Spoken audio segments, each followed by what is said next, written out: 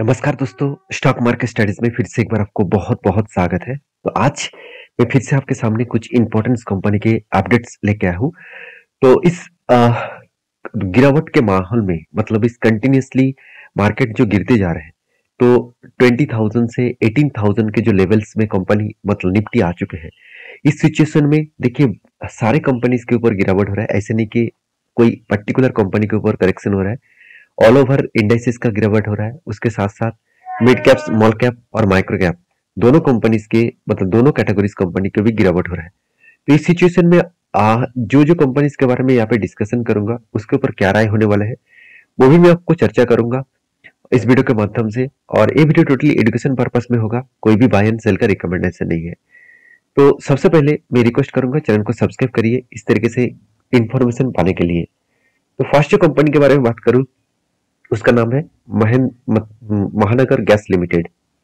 महानगर gas limited जो है वो देखा जाए तो एक गैस डिस्ट्रीब्यूशन कंपनी है। जैसे आईजीएल हो गया, जैसे एमजीएल, ये सारे गैस डिस्ट्रीब्यूशन कंपनी है। और एमजीएल के जो प्रोमोटर है वो कौन है? गेल है। गेल इसका प्रोमोटर है और आप सभी जानते हैं गेल एक गवर्नमेंट कंपनी है। तो इस एमजीएल के ऊपर बात करूं तो इसके ऊपर मैं चर्चा करूं तो कंपनी अभी बहुत छोटा है, करीबन 9,700 करोड़ के आसपास। यहाँ पे मुझे बहुत बार कमेंट्स किया गया कि सर इस कंपनी के ऊपर इतना भारी बार का गिरावट क्यों हो रहा है, क्योंकि मैं पहले ही बोल चुका हूँ कि दिल्ली गवर्नमेंट ने ईवीज के ऊपर एक बहुत बड़ा प्रोजेक्ट लॉन्च किया, मतलब बहुत बड़ा एक अनाउंसमेंट किया कि जितने सारे ईवीज गाड़ियां हैं वो मार्केट में ज्यादा से ज्यादा बेचने के लिए वो ईवीज प्रोजेक्ट के ऊपर फोकस रखे हैं। और ईवीज प्रोजेक्ट के ऊपर बहुत बड़ा अनाउंसमेंट भी किया है। और इसी के चलते है जितने सारे एलपीजी और सीएनजी जितने सारे गाड़ियां हैं और वो गाड़ी का हालत अभी खराब होने वाले हैं। क्योंकि सीएनजी के जो जितने सारे गाड़ियां हैं उस गाड़ी का देखिए यहाँ पे कंपनी का काम क्या है। कंपनी सिटी गैस डिस्ट्रीब्यूशन के ऊपर भी काम करते हैं, उसके साथ साथ सीएनजी गैस भी बेचते हैं। और सीएनजी के ऊपर गाड़ियां चला जाता है, आप देखेंगे तो पीएनजी, एलपीजी, सीएनजी ये सारे गैस इस कंपनी बेचते हैं। कहने का मतलब यह है कि कंपनी का जो बिजनेस है वहाँ पे थोड़ा सा स्लो, सेल्स में थोड़ा सा स्लो डाउन देखने को मिल सकता है। अभी इसका क्वार्टरली रिजल्ट दिखा दूं तो फाइनली देखिए अभी तक रिजल्ट नहीं आया। पिछले बार का जो सेल्स था वो सेल्स में देखा जाए तो थोड़ा सा यहाँ पे कमजोरी देखने को मिला था। अभी इस बार का सेल्स आने का इंतजार कर रहा हूँ। जब सेल्स आएगा तब देखा जाएगा कि कंपनी किस तरीके से परफॉर्मेंस कर रहा है। पिछले बार के प्रॉफिट के तुलना से इस बार प्रॉफिट बहुत शानदार हुआ था। मतलब 185 करोड़ से 370 करोड़ के आसपास यहाँ पे सेल्स सॉरी नेट प्रॉफिट देखने को मिला। अभी इसी सिचुएशन के हिसाब से देखा है तो लास्ट कुछ फ्यू डेज में कंपनी के ऊपर जो डिलीवरी है वो परसेंटेज कंटिन्यूसली गिरते जा रहे हैं। अभी डिलीवरी के परसेंटेज के बारे में बात करूं तो 30%, 20%, 29% के आसपास डिलीवरी का परसेंटेज आपको देखने को मिला। तो इसका मतलब क्या है, कंपनी के ऊपर जो डिलीवरी का परसेंटेज है वो धीरे धीरे करके वीकनेस होता देखने को मिला है। अभी इसी के सिचुएशन के हिसाब से बात करूं तो मैं कंपनी के चार्ट पैटर्न में आपको मैं बता दूं, यहाँ पे एक रेंज आपको मैं मेंशन किया था। इस रेंज में क्या हुआ था, यहाँ पे देखिए कुछ टाइम तक इस रेंज के ऊपर ट्रेड किया और एक लोअर हाई बनाते गया। तो जब कोई लोअर हाई बनाकर फाइनली ब्रेकआउट करे तो आपको एक चीज याद रखना होगा, जब उस ब्रेकआउट होगा उस ब्रेकआउट के बाद एक बार वो रिट्रेसमेंट करेगा। तो जब रिट्रेसमेंट किया तो यहाँ पे क्या हुआ, एंटी बना। और टारगेट कहाँ तक रह सकते हैं, टारगेट बन सकता है प्रीवियस हाई तक। इसका मतलब प्रीवियस जो स्विंग हाई है, जो इसका प्रीवियस जो हाई लेवल है उसी लेवल तक इसका टारगेट बनेगा। देखिए यहाँ पे प्रीवियस हाई है, यहाँ पे स्ट्रांगली एक रेजिस्टेंस है, उसी रेजिस्टेंस को कंपनी क्या किया, फेस किया और वहां से क्या किया, वापस आया। और फाइनली देखिए कुछ दिनों से कंटिन्यूसली गिरावट हो रहा है। और अभी मैं आपको ये भी बताया था कि 200 डेज बहुत इंपॉर्टेंस है। तो 200 डेज ईएमए को भी कंपनी ब्रेक करने का कोशिश कर रहा है। अभी देखा जाएगा कि वो ब्रेक फाइनली कंफर्म करेंगे कि नहीं करेंगे, वो आपको यहाँ पे जरूर दिखेगा।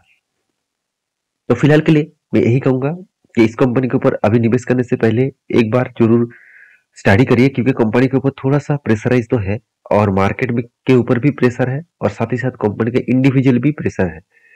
तो फिलहाल के लिए इस कंपनी के ऊपर इन्वेस्टर क्या कर रहा है आप देखेंगे तो एज ए इन्वेस्टर प्रोमोटर तो खुद के माल को कंटिन्यू कर रहा है और एफएस ने कुछ स्टेक बेचा, पब्लिक ने भी क्वांटिटी पर मतलब जितने क्वांटिटी उसके पास था उतना ही है, और डीएस के पास भी थोड़ा सा होल्डिंग यहाँ पे इंक्रीज किया गया।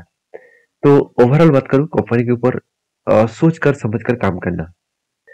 नेक्स्ट जो कंपनी है उसके बारे में चर्चा करूं, उसका नाम है सोना बीएलडब्ल्यू। एक्चुअली सोना कॉम्स नाम से जाना जाता है। तो इस कंपनी के बारे में एक ही बात कहूंगा कि कंपनी के ऊपर पिछले दिनों में क्वार्टरली रिजल्ट भी आया था, और रिजल्ट किस तरीके से हुआ उसका झलक आपको जरूर दिखाना चाहूंगा, क्योंकि रिजल्ट मेरे हिसाब से अच्छा खासा रिजल्ट देखने को मिला है। और ऑटो इंसेलरीज इंडस्ट्रीज में इस कंपनी अलग लेवल का काम कर रहा है, क्योंकि ईवीज में जितने सारे प्रोजेक्ट है इस कंपनी को लगातार लगातार मिलते जा रहे हैं। तो इस कंपनी का सबसे पहले मैं क्वार्टरली रिजल्ट आपको दिखा दूं। देखिए पिछले बार कंपनी पिछले साल में कितना 653 करोड़ के सेल्स हुआ था, सेल्स कर रहे थे। इस बार कितना 787 करोड़ का सेल्स हुआ। अभी एक्सपेंस के बारे में बात करूं तो 492, और इस बार कितना है 567। तो कंपनी का जो टोटल प्रॉफिट है उस प्रॉफिट के बारे में बात करूं तो नेट प्रॉफिट जो है उस हिसाब से देखा जाए तो 93 करोड़ के आसपास प्रॉफिट हुआ। जो इस बार प्रॉफिट हुआ 124 करोड़ के आसपास। तो 93 करोड़ से 124 करोड़ के आसपास यहाँ पे प्रॉफिट हुआ। तो कंपनी का जो प्रॉफिट ग्रोथ है वो ऑब्वियसली अच्छा खासा हुआ, क्योंकि ऑपरेटिंग प्रॉफिट मार्जिन जो है वो 25% से बढ़ के हो चुके हैं 28%। और इसी प्रॉफिटेबिलिटी बढ़ने के कारण इन्वेस्टर क्या कर रहा है आप देखेंगे तो प्रोमोटर के बाद एफएस ने क्वांटिटी को ऐड कर दिया।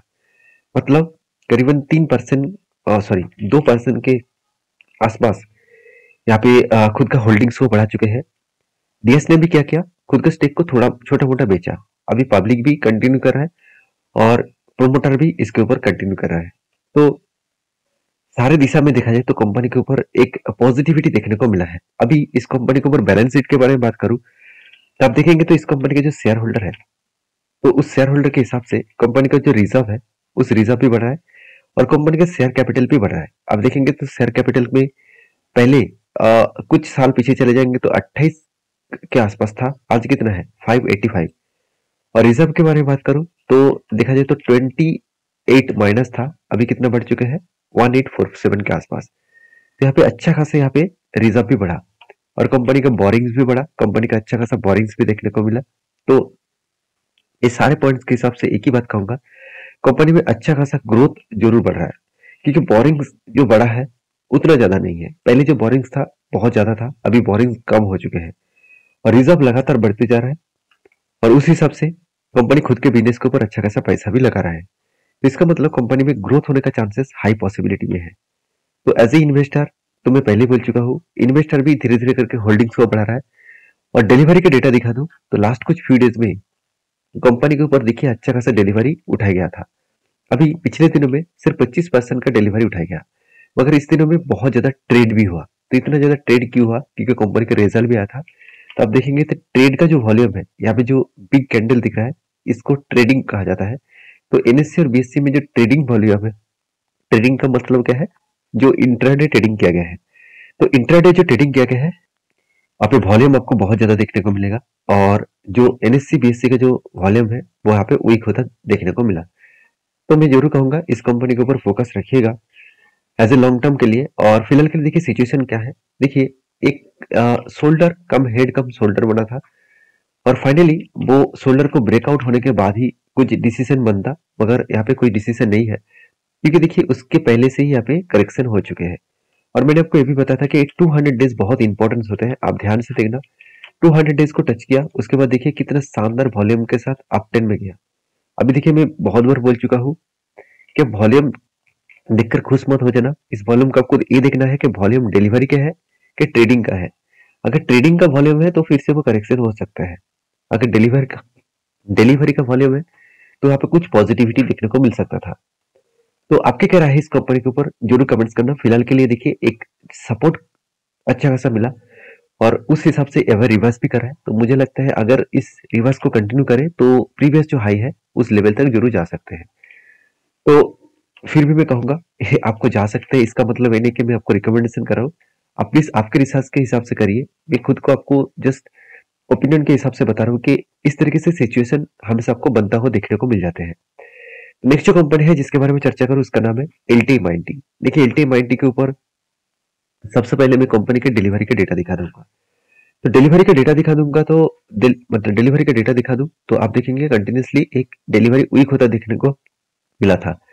यहाँ भी वीक होता देखने को मिला और उसके बाद देखिए कंटिन्यूसली डिलीवरी हाई होता जा रहा है।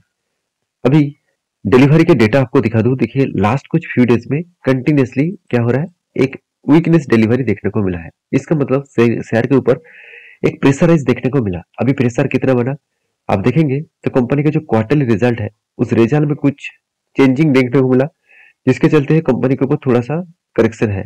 जैसे सेल्स देखिए पिछले बार के तुलना से इस बार सेल्स अच्छा हुआ, चलो ठीक है, मगर एक्सपेंस बहुत ज्यादा कर बैठे और एक्सपेंस ज्यादा करने के कारण कंपनी की जो प्रॉफिटेबिलिटी है 1189 करोड़ से 1162 करोड़ बन चुके हैं। इसका मतलब प्रॉफिट में डाउन साइड देखने को मिला। अभी देखिए कंपनी इस तरीके से प्रॉफिटेबिलिटी डाउन होने के कारण, मैं आपको पहले बोल चुका हूँ, यूएस मार्केट का हालत बहुत खराब है। सिर्फ यूएस मार्केट नहीं, ऑल ओवर ग्लोबली मार्केट का हालत खराब है। कंटिन्यूसली हर कंट्रीज का शेयर गिरा है और यूएस मार्केट में डाउ जोन्स डेली बेसिस 1.5% के आसपास गिरावट हो रहा है और उसके साथ साथ नैस्डैक जो इसका इंडाइसेस है एक बड़ा सा, वहां पे 2 से 2.5% के आसपास करेक्शन हो रहा है। तो इसका मतलब क्या है, इसका मतलब शेयर में अभी भी प्रेशराइज है और यूएस मार्केट जितना गिरेगा उतने ही आईटी सेक्टर के ऊपर प्रेशर आपको देखने को जरूर मिलेगा। अभी इस कंपनी के ऊपर बैलेंस शीट के बारे में बात करूं तो आप देखेंगे तो कंपनी का जो रिजर्व है वो लगातार बढ़ते चले गए और कंपनी का बोरिंग्स भी यहाँ पे कम होता गया। सॉरी, कंपनी का बोरिंग्स भी बढ़ा। इस बार कंपनी हाईएस्ट कर्जा लिया और इसके पीछे कारण भी है। कंपनी का अगर ट्रेड रिसीव के बारे में बात करूं तो कंपनी के इस बार 6600 करोड़ के आसपास ट्रेड रिसीव हुआ और कंपनी का प्रॉफिट कितना हुआ, 4400 करोड़। तो कंपनी को एक्स्ट्रा पैसा जोड़ने के लिए उनको कर्जा लेना पड़ा। तो इस बात के हिसाब से देखा जाए तो कंपनी में काम करने के लिए, बिजनेस को बड़ा करने के लिए ही कर्जा लिया है और कर्जा ठीक ठाक लिया गया है, उतना ज्यादा भी नहीं है, क्योंकि इसका कर्जे के परसेंटेज दिखा दूं तो ना के बराबर कर्जा है, उतना ज्यादा कर्जा नहीं है। तो ऐसे इन्वेस्टर, प्रोमोटर से लेकर एफआईडीएस पब्लिक, हर किसी व्यक्ति ने इस कंपनी के ऊपर निवेश करके रखे हैं और इंस्टीट्यूशन देखिए पहले जितना होल्डिंग्स रखे थे उतना ही होल्डिंग को कंटिन्यू कर रहा है। तो इस कंपनी के बारे में एक ही बात कहूंगा, कंपनी के ऊपर आपको फोकस रखना चाहिए, क्योंकि इसका जो चार्ट पैटर्न बन रहा है उसके बारे में चर्चा करूं तो आप देखेंगे तो यहाँ पे एक शानदार तरीके से पैटर्न क्रिएट हुआ। पैटर्न क्या है, मैं आपको पहले भी मेंशन किया था, फिर भी यहाँ पे मैं मार्किंग करके आपको दिखा रहा हूँ। देखिए यहाँ पे क्या बना, एक कप बना, पिच जैसे कप बना, उसके बाद क्या बना, एक हैंडल बना। तो कप विथ हैंडल पैटर्न बना। फाइनली वो हैंडल के बाद यहाँ पे ब्रेकआउट कंफर्म भी हो चुके हैं। आप देखेंगे तो यहाँ पे ब्रेकआउट कंफर्म हो चुके हैं, ब्रेकआउट होने के बाद ब्रेकआउट कंफर्म भी हो चुके हैं। तो इसके ऊपर एक ट्रेड, यहाँ पे इस तरीके से ट्रेड बनता है, इसके ऊपर एक ट्रेड बन सकता है और जो टारगेट बनेगा, मतलब जो टारगेट बन सकता है वो कहाँ तक, आपको इस लेवल को मार्किंग करना है और इस मार्किंग करने के बाद आप यहाँ से इसको सेट करेंगे। यहाँ पे जो लेवल्स बनेगा यही इसका टारगेट होगा। इसका मतलब 6600 तक इसका टारगेट बन सकता है। देखिए अभी फिलहाल की जो सिचुएशन है, कंपनी के ऊपर देखिए शेयर में करेक्शन हुआ, उसके बाद एक स्ट्रांगली जो एक सपोर्ट है उस सपोर्ट को बार बार वो रिटेस्ट कर रहा है। तो इसका मतलब इस सपोर्ट को अगर ब्रेक ना कर पाए तो यहाँ से एक बड़ा अपटर्न देखने को मिल सकता है। तो अभी देखिए मार्केट में डेली बेसिस करेक्शन हो रहा है, तो उस बेसिस में शेयर के ऊपर प्रेशर तो रहेगा ही। तो मैं जरूर कहूंगा सोच समझ कर कुछ स्टडी करके काम करना। तो ये मेरा खुद का एनालिसिस है। आप मेरे एनालिसिस को कंटिन्यू जानना चाहते हैं तो वीडियो को कंटिन्यू करिए और चैनल को सब्सक्राइब भी करिए। और हाँ, मेरे तरफ से कोई भी स्टॉक के बाय एंड सेल का रिकमेंडेशन नहीं होता है। किसी भी कंपनी के ऊपर काम करना है तो आपके रिस्क के हिसाब से जरूर करिएगा। तो नेक्स्ट इस कंपनी के ऊपर एक बड़ा अपडेट आया है, वो है कंपनी का डिविडेंड।